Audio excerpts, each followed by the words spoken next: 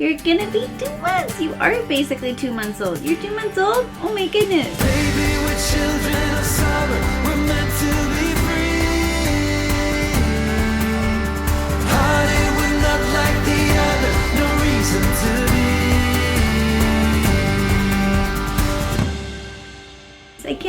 I seriously can't believe he is 2 months old already.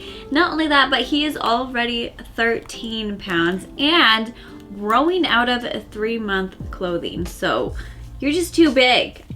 Did you know that you're not supposed to be growing out of that until after you're 3 months old? Yeah, no, he is still just like so long. I don't actually know his length measurement, but the fact that he's growing out of 3 months clothes is a big sign that you're so big. This past month has been a month of firsts. Lots of firsts for Baby Tabor. It was first Christmas for him and he slept through the morning. No, Junior usually wakes up about like 6 a.m. and he doesn't wake up until at least 7. And Christmas morning, he didn't wake up until 8.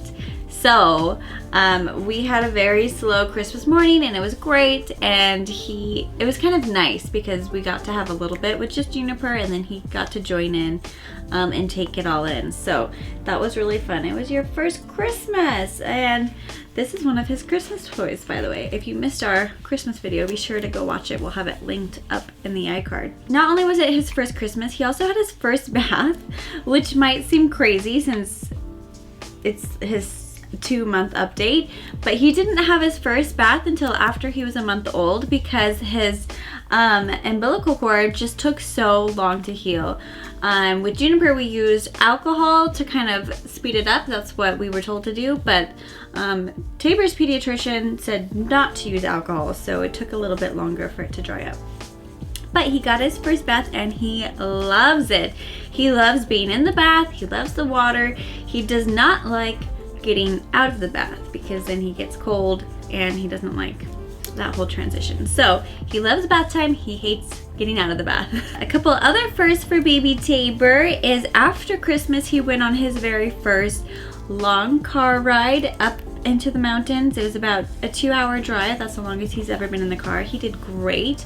He slept almost the entire way. The last 10 minutes were a little sketch, but he did really great. And we stayed overnight in a cabin, so it was his first night away from the house. And yeah, you did good. You had a nice little winter cabin getaway. You even saw snow for the first time. So lots of firsts for you, huh? He is the best sleeper. I am not kidding. He knows when it's bedtime. He definitely gets tired and cranky and he just can tell it's bedtime. He pretty much puts himself to sleep. So I've been really trying really hard to continue to let him put himself to sleep, even if he does have to do a little bit of whining. Just because we had such a struggle getting Junie to sleep through the night once we transitioned her out of our bed and into her own crib. So he's been doing great. He goes to bed around 6 or 7, depending on him and how tired he is. And then he will actually sleep usually until at least 2, if not later. So that's a long stretch and it's amazing for me and I love it and I'm so grateful because it is so nice to have that long stretch of sleep. And then he'll wake up and I will nurse him and he goes back down really easily. And then usually he just wakes up again at like 5 and then he actually goes back to sleep again and sleeps in, like I said, to about 7. So he likes his sleep and he is a happy baby when he gets it. A couple things we're still working on is nap time though. He doesn't, so with bedtime he pretty much knows the schedule and he's pretty standard with that. We're still trying to figure out nap time because I don't know, I feel like he just falls asleep randomly at all times throughout the day and we don't really have a structured schedule for him.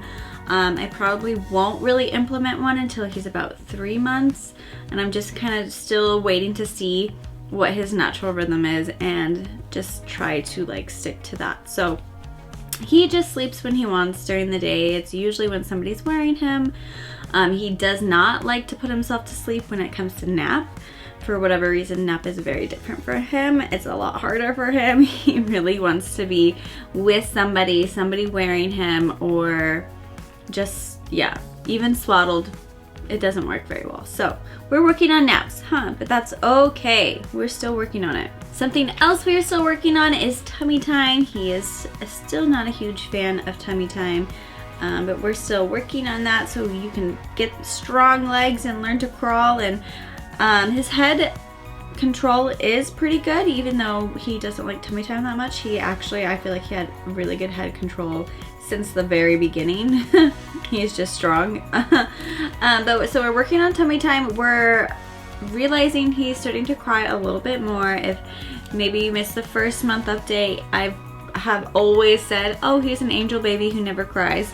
He's definitely starting to cry a little bit more. I would still say he's a very, very easy baby. But he doesn't really like to be left alone. I don't know, he definitely is more aware and knows if we're gone and is like, hey, what about me? Hold me, have some attention for me. So he's getting a little, I don't know. I feel like he still cries much less than you might expect a baby to cry. He's still very mellow and easygoing and a happy baby, but he does cry now, so that's okay. You found your voice, huh? Did you find your voice? I keep trying to get him to play with toys more, because I feel like if he had something that was entertaining and interesting for him, he wouldn't rely on us as much to just keep him entertained all the time. So I think when he gets a little bit older and he can play and hold on to the toys like this, can you hold on to it? That'll be really, really fun for him. And he also isn't really taking the pacifier. So he was taking it a little bit in the beginning, and I keep trying to push the pacifier. Oh, you guys have anything to say? He's like, no pacifier. I keep trying to push it on him, even though it's controversial, just because I really did a lot of soothing just through nursing with Juniper, and I kind of feel like that set her up for a lot of struggles with sleeping when she got older, and I don't want to do that again. So I am still trying to push the pacifier, not like really push it, but I'm trying to just keep introducing it to him, keep giving it to him, and then maybe hopefully one day he'll be like, yeah, I love this, this is great, it's like I'm nursing all the time.